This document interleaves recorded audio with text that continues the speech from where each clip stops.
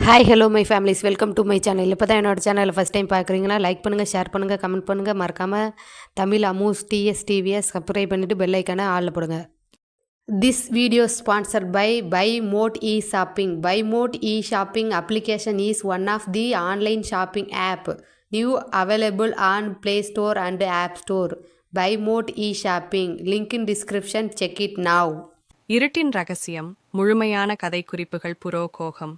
இந்த கதை ஒரு தொலைதூரமான கிராமத்தில் தொடங்குகிறது. இந்த கிராமம் தனது வழக்கமான அமைதியிலும் மாயமான காட்சிகளிலும் சிறந்தது. கிராமத்தின் மத்தியில் ஒரு பழமையான ஆலயம் உள்ளது. இது நூற்றாண்டுகளாக ரகசியங்களால் சூழப்பட்டுள்ளது. இந்த ஆலயம் ஒரு பேய் அலையால் நிரம்பியிருக்கிறது என்று சொல்லப்படுகிறது. ஆனால் அதன் உண்மையான கதையை அறிந்து கொள்வது மிக கடினம். கிராமத்தின் குருத்துத் துளைகளும் இருட்டின் உள்ளே மறைந்திருக்கும் ரகசியமும் அனைத்தும் கொண்டிருக்கும் இந்த மாயம் அதன் உள்ளே உள்ளது. தீபனின் வருகை. தீபனின் அறிமுகம். தீபன் ஒரு இளம் பேராசிரியர், மிகவும் ஆர்வமாக இருந்தவர். நம் கதையின் நாயகன். அவருக்கு தொலைவிலுள்ள ரகசியங்களை ஆராயும் தீவிர ஆர்வம் உள்ளது. ஒரு பழமையான கைமுறை புஸ்தகத்தில் ஒரு குறிப்பை காண்பதால் அவர் இந்த கிராமத்திற்கு வந்துள்ளார். இது ஆலயத்திற்கு ஒரு ரகசியத்தை எடுத்துச் செல்லும் என்று அவர் நம்புகிறான். கிராமவாசிகள் அவனை நேரிடையாக சந்திக்க விரும்பவில்லை. ஏனென்றால் அவருக்கு ஆலயத்துடன் ஒட்டுமொத்தமாக ஒரு பயம் இருந்தது. கிராமத்தை ஆராய்ச்சி செய்வது. தீபன் கிராமத்தில் பல நாட்கள் இருப்பதில் அங்கு பல பழமையான கதைகளையும் கிராமவாசிகளின் சொந்த அனுபவங்களையும் அறிவித்துக் கொள்கிறார். அவன் ஒரு முதிய பெண்ணை சந்திக்கிறான்.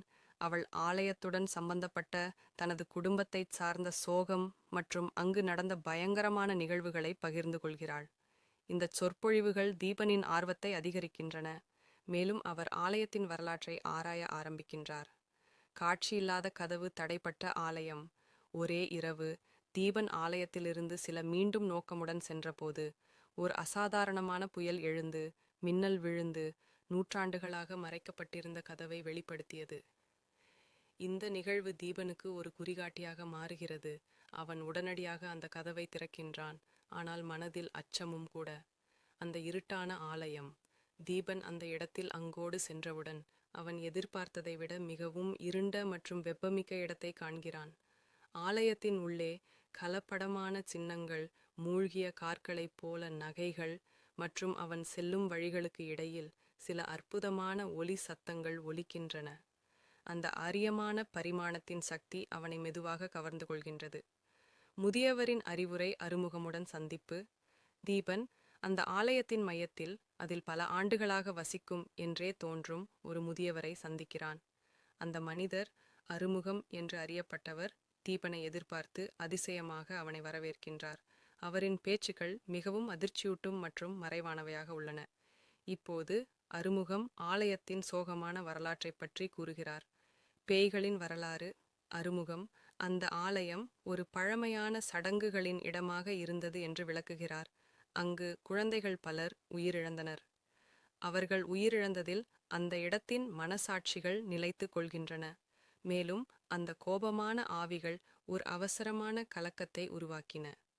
அந்த இடம் இப்போது ஒரு குற்றவாளி சித்திரமான இடமாக மாறியுள்ளது. ரெலிக் தேடும் பயணம். பழைய ஒட்டுமொத்தமாக மறைக்கப்பட்ட ரெலிக்குகள். தீபன் மற்றும் அறுமுகம் ஆலயத்தின் கீழுள்ள காடைகளை கண்டுபிடிக்கின்றனர். அங்கு கிடைக்கும் ரெலிக்குகள் அந்த இடத்தின் மூலமான மர்மங்களை அறிவிக்கின்றன. இதற்கான உத்தரவுகள் மிகவும் ஆபத்தானவை.